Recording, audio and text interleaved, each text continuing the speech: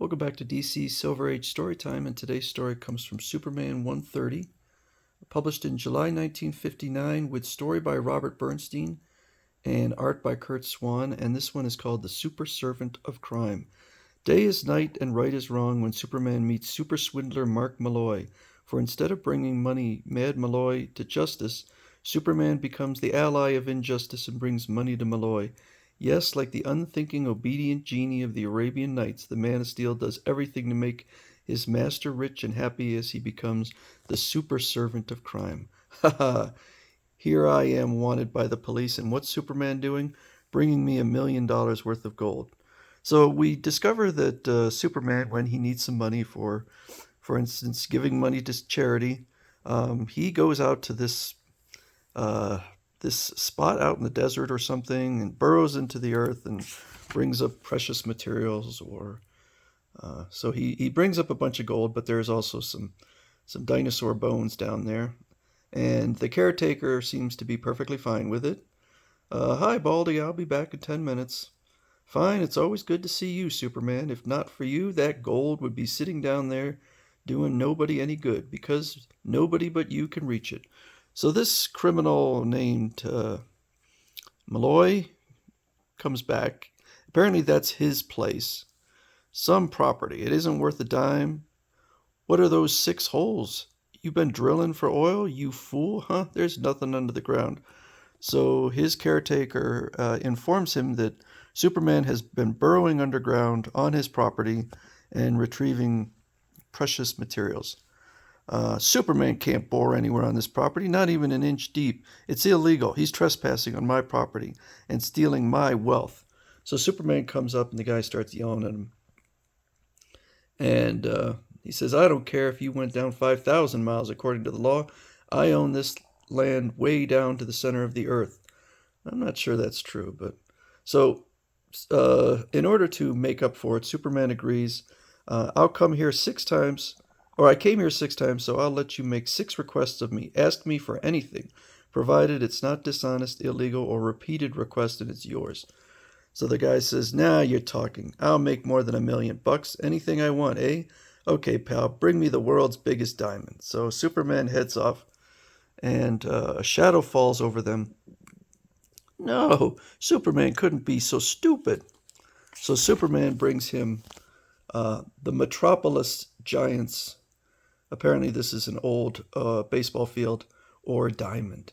But that's a baseball diamond. I wanted ice, you fool. Ice. Bring me the biggest hunk of ice in the world. Now I will say he's obviously, the joke is he's using terms that could have 2 meanings, but I would say that diamond would be much more literal than ice. So obviously Superman brings back a giant iceberg, which he guarantees is the biggest hunk of ice in the world, although that does seem unlikely. It doesn't look that big. I don't understand you at all, Malloy. I bring you what you request, then you don't want it. You're not kidding me, Superman. You're deliberately misunderstanding me. But nobody could misunderstand dough. You know what dough is, so, I mean, dough, yes. There couldn't possibly be any other meaning to dough other than money.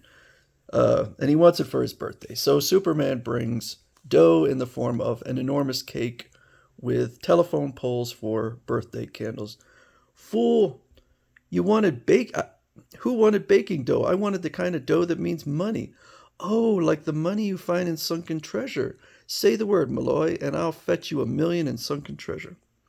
So he asks for it, and Superman goes down and retrieves this, I guess, a chest full of money. But guess what? It's Confederate money from 1863 and worthless. So I guess $1 million as of 1863. This letter addressed to the receiver of the shipment. This is worthless Confederate money. You made me waste another request, but you won't outsmart me again. Bring me a ton of gold. There are no 2 meanings for gold.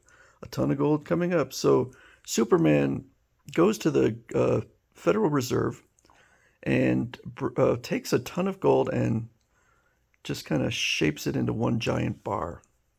After I use super friction to melt and fuse all the bricks into one huge bar, I'll give it to a criminal. Huh? You must be kidding. So Superman goes out there, but he tosses it down and it just drives itself into the earth where Malloy could never retrieve it. He did it deliberately. He knew that I'd have to use my sixth request to keep myself out of prison, but I'm not licked yet. Very smart, Superman. But you raided my property not 6 times, but 7 times. You forgot the fossil you dug up, so I should have 7 requests. Since I'm sure a museum can use the fossil, okay, 7 requests, same conditions. Now, what is your sixth demand? So he wants the world's fastest horse. And so Superman goes out to Arabia and grabs this wild horse that is, I guess, the fastest on Earth. Here's the fastest horse in the world, Malloy. Take it. Take what? It's running away. Chase him, Superman. You've got super speed. Sorry, Malloy. I only agreed to bring him to you. Training him is your problem.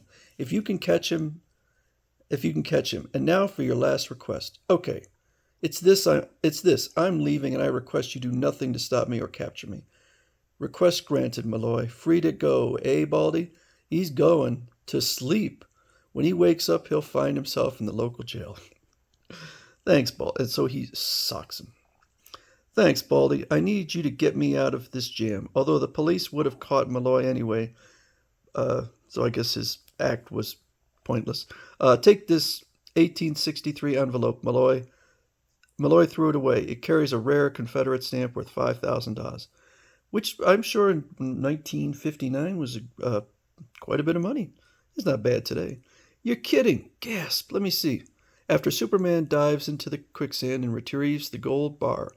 Funny how things work out. Malloy asks for $1 million and gets nothing. I ask for nothing and get rich. Such are the wages of crime, Baldy. You see, I played fair with Malloy. I gave him what he deserves, which is nothing. So this is classic Silver Age silliness, but it's fun. So that was Superman 130, the super servant of crime.